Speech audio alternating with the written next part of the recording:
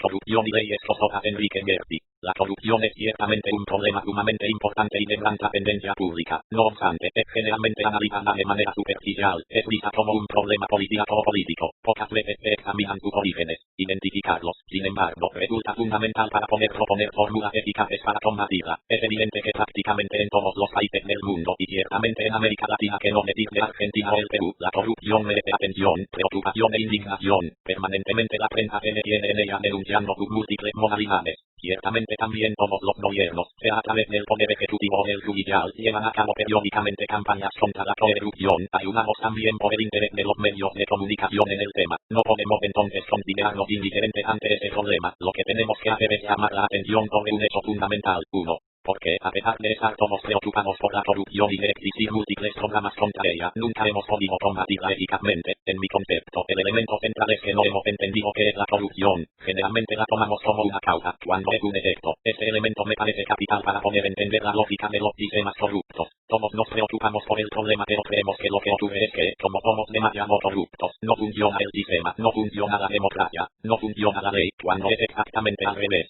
Como no funciona el Estado de Derecho, como no funciona el sistema institucional, se produce la corrupción como una alternativa para que la gente pueda desarrollar sus diferentes actividades económicas. La corrupción, esto es, desde mi punto de vista, un efecto y no una causa, es un efecto del alto costo de la legalidad. Mientras no lo veamos así, podemos llenarnos la boca con fórmulas retóricas y con condenas más o menos generales, pero nunca produciremos instituciones más honestas. Este error de percepción deriva de otro menos frecuente, creer que las leyes son gratuitas, que el derecho es neutral. 2. Esta idea es sencillamente una equivocación. La ley no es gratis, la ley no es neutral, tiene costos y beneficios, altera la forma como las personas se comportan, modifica los medios puestos a disposición de las personas para tomar decisiones en los mercados. ¿Eso qué significa? Que si la ley no es neutral sino costosa, ella supone para poder cumplirse un determinado costo y un determinado beneficio. Espero no incurrir en un excesivo economicismo, condenado de antemano por A. Chausen, pero la vigencia de la ley no es independiente de su costo. ¿Cuál es ese costo? La cantidad de tiempo y de información necesarias para cumplirla. Es decir, el costo de la ley no necesariamente se mide en dinero, no se mide en moneda, sino en la cantidad de tiempo y de información necesarias para cumplirse. Por eso se dice que el costo de la legalidad es una función del tiempo por la información. Cuando ustedes producen una ley, cuando el legislador o el Congreso o un juez en el Common Law produce una decisión con fuerza vinculante, jurisprudencia en el caso del Common Law o una legislación en el caso del sistema continental europeo, ¿qué ocurre? Les están diciendo a los ciudadanos que se necesita una cantidad de tiempo y una cantidad de información determinadas para cumplir con la ley. ¿Qué ocurre por consiguiente si ustedes les exigen a 3? Los ciudadanos mucho tiempo o mucha información para cumplir con una ley? Esa ley no se cumple, ni se obedece, solo se cumplen las leyes cuyos beneficios sean mayores que sus costos, solo se cumplen las leyes que demanden una cantidad de tiempo e información que sea menor que el beneficio previsto por el ciudadano para cumplir con ellas. En eso no hay nada moral ni inmoral, es una decisión carente de objetivo ético, es una pura decisión utilitaria, en la cual el ciudadano se sirve de la ley como un medio puesto a su disposición para tomar decisiones. Si la ley exige mucho tiempo, la gente no la cumple. Si la ley exige mucha información, la gente no la cumple. La manera como se realiza ello en la práctica no consiste en que la gente vaya por ahí calculando matemáticamente cuánto cuesta cada una de las leyes. Es un ejercicio arduo. Lo que hace la gente es tener una apreciación general y muy superficial de lo que ella cree que es el costo de las normas. Entonces, en realidad las decisiones se adoptan sobre la base de lo que las personas creen que es el costo antes que sobre un puro ejercicio contable. Esa evidencia empírica cuantificable y apreciable nos lleva a una conclusión. El costo de la legalidad es inversamente proporcional al ingreso de la población, es decir, por un problema de satisfacciones alternativas, por un problema.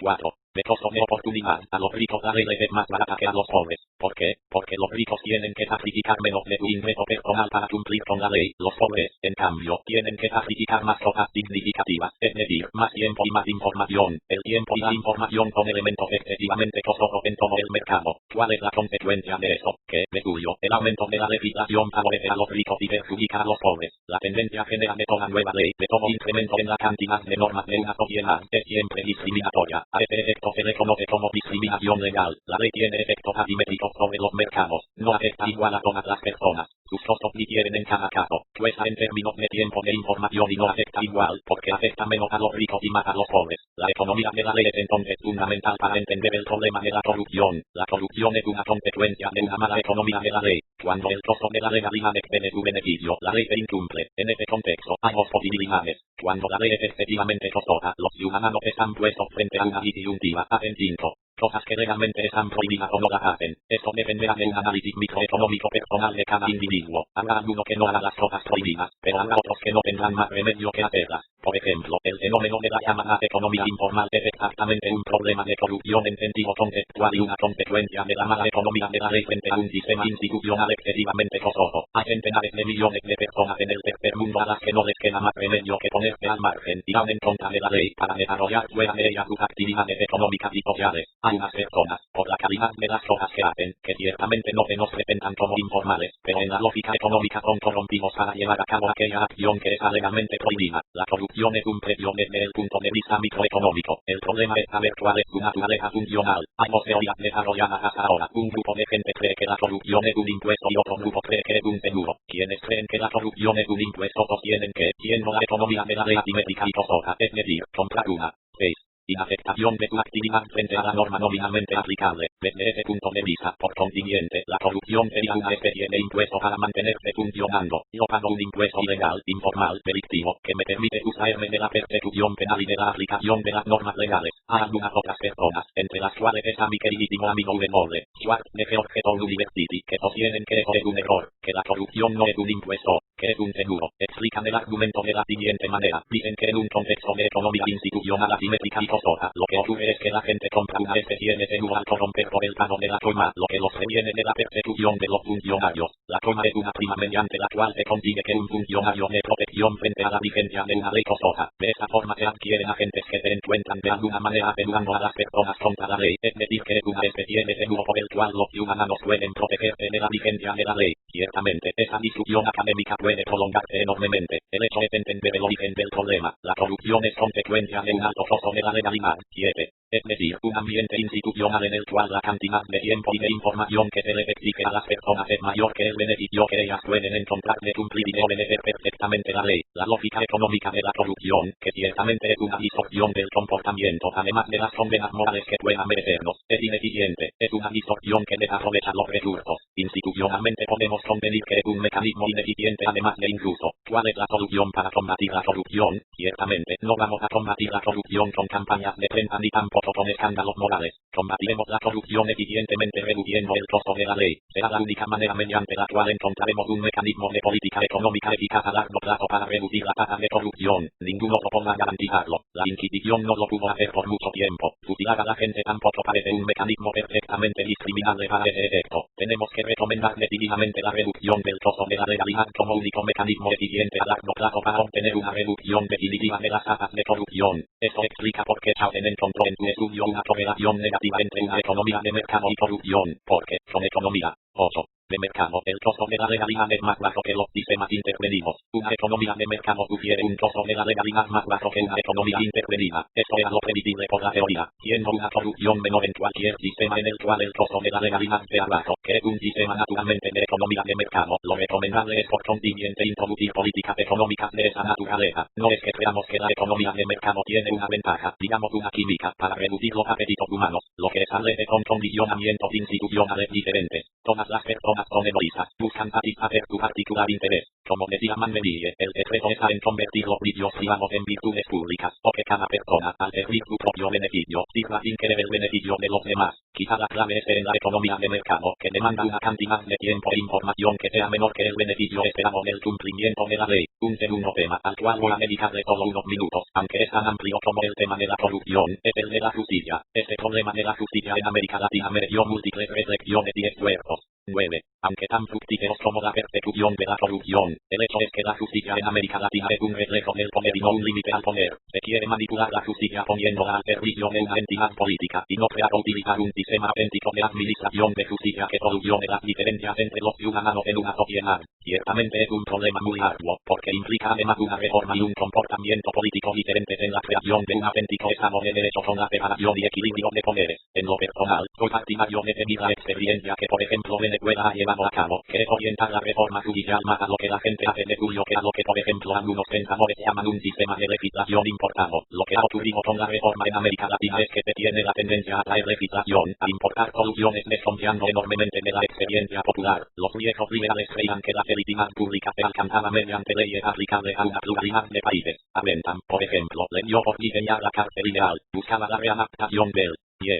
individuo en una perspectiva utilitarista. En Venezuela redactó un código penal en su momento y diseñó la cárcel. Otro ejemplo clásico es el de los hermanos Mateau, que, contratados por el Negus, hicieron a principios de siglo en París el mejor código civil para Abisinia. Un código que nunca se aplicó, un monumento intelectual. Los milenarios habitantes de Etiopía nunca se enteraron que tenían el mejor código civil del mundo, que fue redactado por contrato con el Negus por los hermanos Mateau. Es un monumento inútil que todos los estudiantes de derecho hemos leído alguna vez. Más recientemente, los liberales hemos seguido cometiendo el mismo pecado. Un amigo mío muy apreciado, Bernard Kiegan, de la Universidad de San Diego, se ha paseado por el mundo haciendo constituciones, por Checoslovaquia, Ucrania, existe la idea que los liberales ponemos, mediante un ejercicio de abstracción intelectual, crear normas perfectas aplicables a una pluralidad indeterminada de sociedades. Probablemente, algo de verdad en la lógica de ciertas instituciones. En todas partes el robo es robo, es decir, hay una lógica en ciertas instituciones, pero este diseño deliberado es básicamente un error, un viejo error de los utilitaristas del siglo pasado. Ahora bien, como hay que crear la ley, hay que perder onde.